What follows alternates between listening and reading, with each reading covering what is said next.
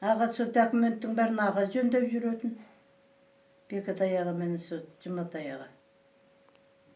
Сол, соңын баладарымыз өсті, өнді.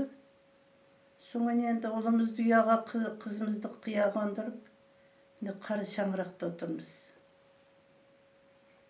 Ана Сенатрузовтың үйі деген ол қай жердегі үй? Ой, ана кімнің үйі? Мұқышевтың үйінің ар жағында.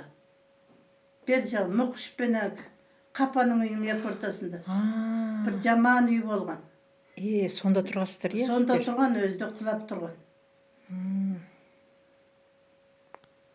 Соңғы құлап тұрып та, соңғы енді ол не істейміз енді оны? Айтып бүйткеннен кейін баяғы енді айтайын өмір баянымда.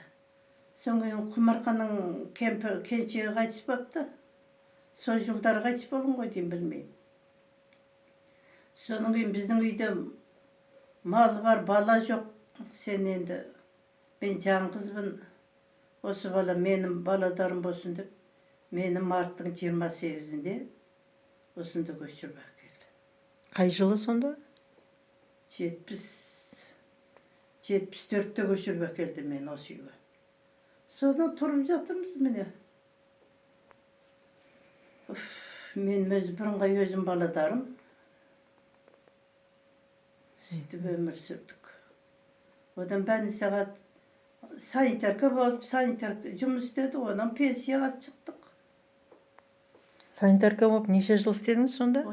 27 жыл істедім ғой деймін.